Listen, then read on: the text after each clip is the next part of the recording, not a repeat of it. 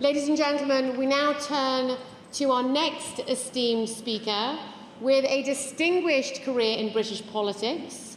He served as the 157th Speaker of the House of Commons, presiding over debates with wit, wisdom and impartiality. In recent years, we have witnessed his commitment to the cause of the Iranian people's freedom and democracy in supporting the NCRI and Mrs. Mayam Rajavi. So please do join me in extending a very warm welcome to Mr. John Bercow. A very warm welcome.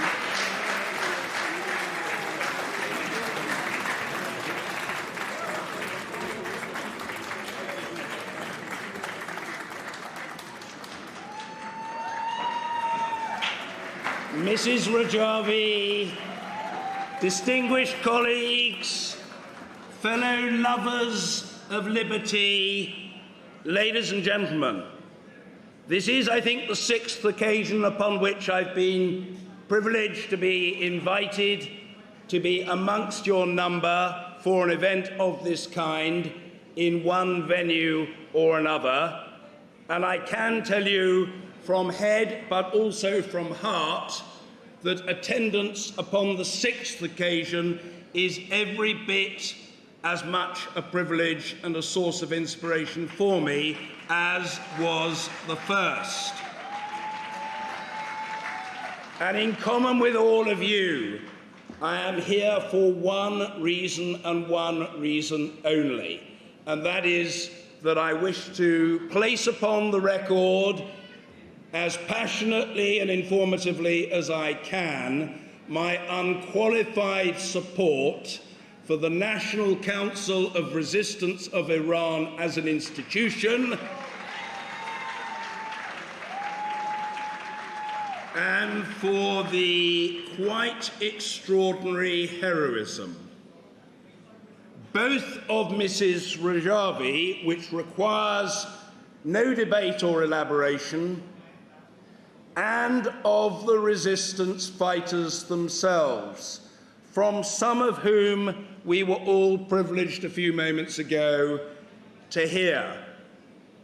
Bravery, vision, fortitude, and, if I may say so, as one who lives in safety, these are people, one and all, my friends, who daily exhibit courage to burn, courage to burn, courage to burn, to take the risks which they do, knowing that the next day could be their last, because there is a higher goal, a risk worth taking in pursuit of that desired objective of freedom. Now, we have all described the evil of the Iranian regime, but I think it does warrant the briefest of underlinings. By what is that regime characterized?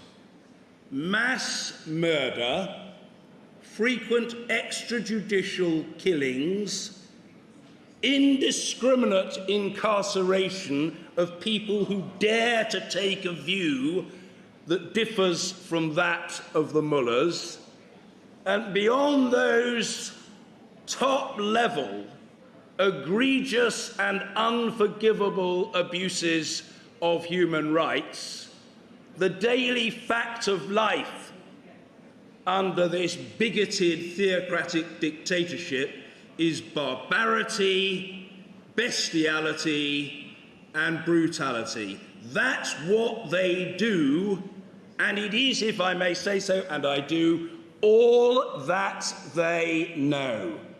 They haven't got the mental headspace, the absence of prejudice, or the scope of imagination to suppose that there can be another way to run a country. And I say that because I think all of us in this hall today are united by the often unstated but implicit assumption and conviction that the role of governments and indeed of parliaments and of individual members of parliament is to serve their peoples. To serve their peoples.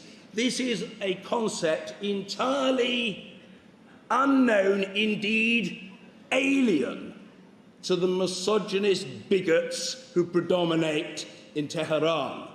They simply don't look at it like that. They're not there to serve, they're there to cow, to subjugate, to dominate, and to terrorize their people. And they've been doing it for 45 years, since that revolution was ushered in and appallingly abused when I was a 16-year-old schoolboy witnessing the fact of the revolution on my television screens. Well, I think the message should go out loudly and clearly to the regime: your number will be up. You will not get away with it. You cannot, must not, and will not be allowed to perpetrate these appalling crimes of humanity with impunity. The time will come, and I think the time is hastening, when you, the representatives of that regime, will be hauled before the International Criminal Court to answer for your despicable, wanton crimes against your own people. That's what they've done, and they must pay the price for it. Now, I referenced amongst their various weaknesses the ministers, the mullahs, the ayatollahs, a complete absence of imagination to envisage any different way than the way they manipulate, kill, maim, and abuse their own citizens. And of course, part of that bereft imagination seems to have been communicated to and sadly absorbed by people in the international community who don't like the regime, but have foolishly and supinely come to be persuaded by the regime's TINA mantra. TINA standing, of course, for there is no alternative. Oh, yes, there is an alternative, ladies and gentlemen. And let's talk about what that alternative is. First of all, to the mass murderers, one very simple point, which might not yet have penetrated their skulls, but which Western democratic leaders ought to understand, subscribe to, and enunciate, is this: the alternative to wanton killing of people is to stop the wanton killing of people. It's not very difficult. It's not very complicated. In fact, it's a very easy concept to grasp. Stop killing people, stop terrorizing people, and also stop trying to intimidate people by giving them the impression that you think they're really rather stupid. The people of Iran are not stupid. The people of Iran have sussed this regime. The people of Iran have shown it by their mass abstentionism from the parliamentary and the presidential elections. And the reason why they've gone for mass abstentionism and boycott is not that they are in a state of undiluted bliss about this regime, but because they feel utter, undiluted, unreserved contempt for the way in which the regime abuses its own people. They want nothing of it. And the idea that there's a reformer there amongst them, these 6 clerically endorsed candidates for the presidency, is, of course, for the birds. None of them is a liberty lover. None of them is a Democrat. None of them is on the side of the Iranian people. And the only way we will discover for sure who is on the side of the Iranian people is by allowing the opportunity for free and fair expression of the public will. And that's what causes me to turn, if I may, to Maryam Rajavi's 10-point plan, the philosophy and intended policy programme of the National Council of Resistance of Iran. No alternative, my friends. It is, in fact, one of the most eloquent and articulate and comprehensive statements of alternative that any Democrat could wish to see.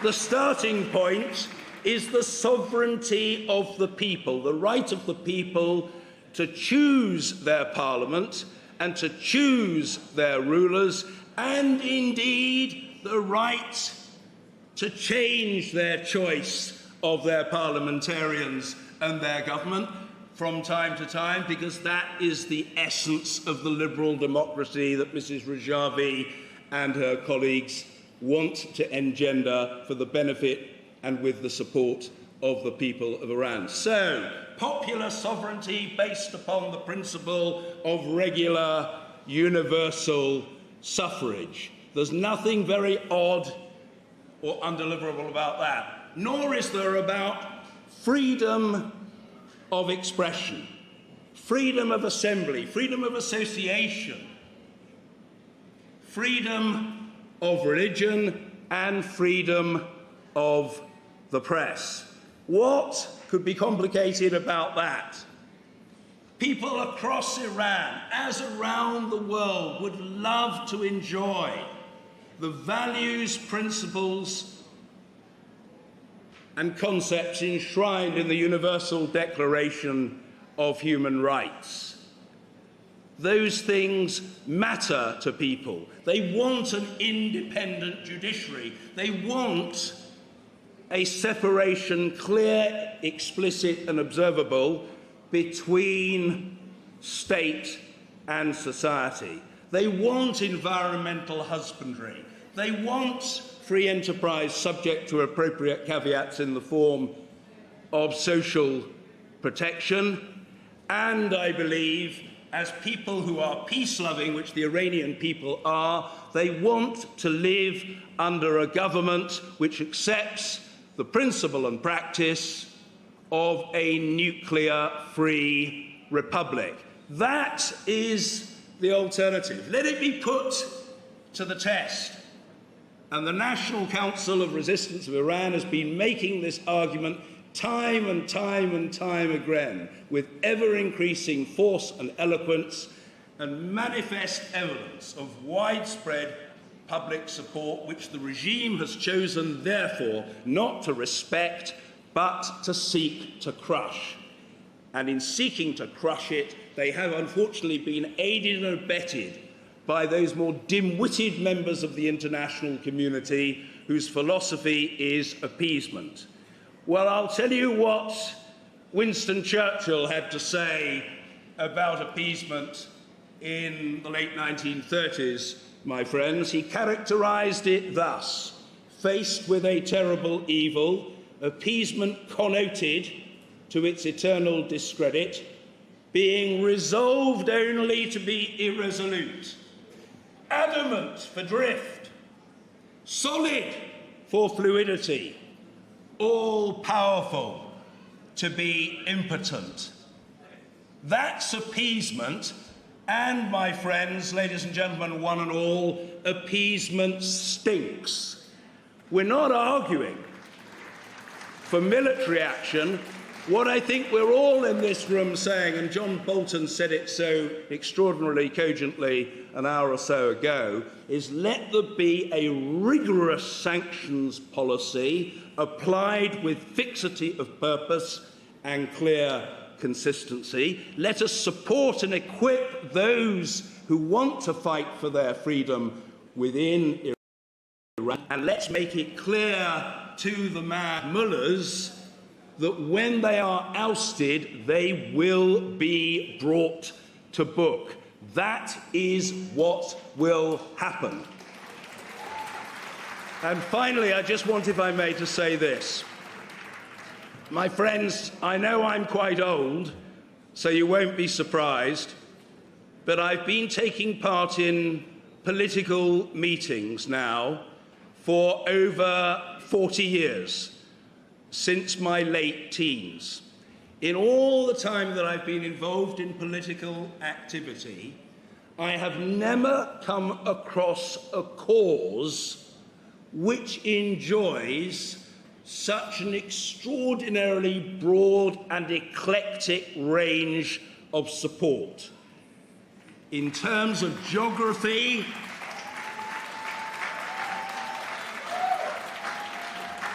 and therefore of continents, but also in terms of political parties. There are here assembled people from the right, including many whom I know and respect, like my colleague David Jones, a former Conservative cabinet minister in Britain, and also from people in the centre and people who, like myself, these days regard ourselves as hailing from the left. We have our differences, there are disputes, we might have different policy prescriptions, but we are united by the conviction that people should be able to choose their government, have a just legal system, a proper focus on the extension of opportunity, and, in my view, an overriding commitment to equality of treatment for all of our citizens. And I say that with particular regard to the millions of brave women throughout Iran who follow Mrs. Rajavi's amazing lead. That's what we want to see. A genuine, democratic, secular, freedom-loving, opportunity-spreading, forward-looking, non-bigoted government of Iran. And we will not stop making the argument until that government is achieved. And I, for one, I suspect echoed by you, look forward one day, Mrs. Rajavi, to the time when many of us perhaps will have the opportunity, the privilege, to gather in Tehran, to applaud your success and to assure you of its continuation. This may sound rude, but it isn't intended to be. I mentioned Winston Churchill. Faced with quite extraordinary, sometimes inordinate adversity, Winston Churchill's family motto, my friends, was KBO. Keep buggering on at all times. Keep going, keep fighting, keep working, keep campaigning, keep battling, keep refusing to take no for an answer, keep holding aloft the torch of liberty. That's what we're going to do, and we'll do it for as long as is necessary. The sooner the regime wins an understanding of one simple point, the better, and that is that it, in the end, will not win. The forces of freedom will win in Iran, as in so many other parts of the world. That's the reality, and the sooner the bigots get the message, so much the better. Thank you very much indeed.